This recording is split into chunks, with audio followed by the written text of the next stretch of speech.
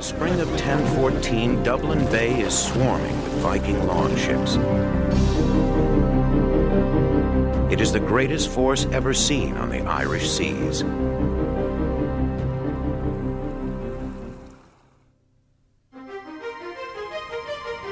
In Brian's camp, on the eve of battle, the old warrior speaks to his men. At dawn will come their chance to rid Ireland of the Vikings once and for all. North of Dublin, at a place called Clontarf, a Viking army beaches its ships.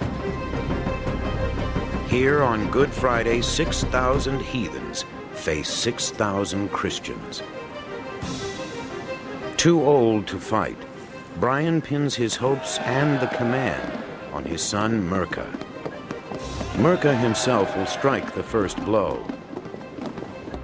The great battle opens with a contest between champions, waged in the no-man's land between the armies. Already a great warrior, Merca now proves himself a worthy leader. Stefan! Stefan! Stefan! Stefan! Stefan!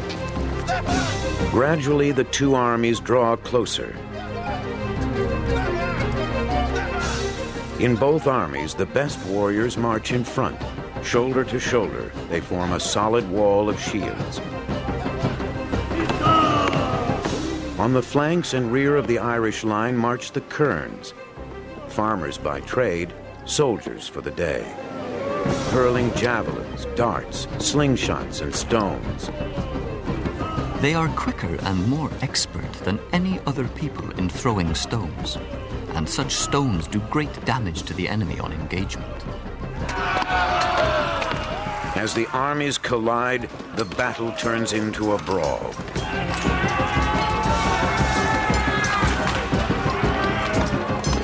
Swinging a sword in each hand, Merca strikes a great blow by cutting down a Viking chieftain, Earl Surgard the Stout.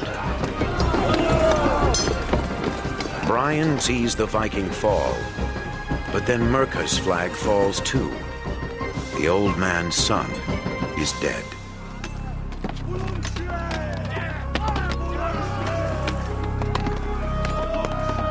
The two sides made a furious, smashing onset upon each other, and there arose a frightful screaming and fluttering above their heads as birds and demons awaited their prey. All through the day, the battle rages, and the casualties mount. By evening, the Irish break through the enemy line. The Vikings flee toward their ships and safety. But this Good Friday is a black day for them. At Dublin Bay, the tide has come in. The Vikings are cut off and cut down. At the water's edge, the Vikings give up their claim to Ireland. Brian gives thanks to God for his victory. Yet in his hour of triumph, disaster strikes. In the confusion of battle, Brodar of Man and a handful of Vikings escape and stumble upon the king.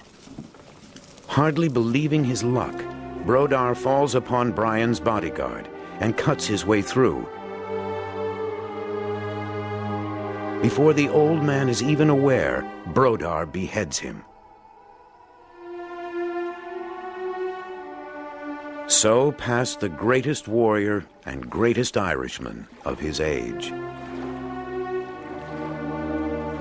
When Brian's men captured Brodar, they were so enraged that they tied him to a tree with his own intestines. Brian died in his finest hour. He had united his people and rid his country of invaders. For the first time, and for the only time, all Ireland had been set free.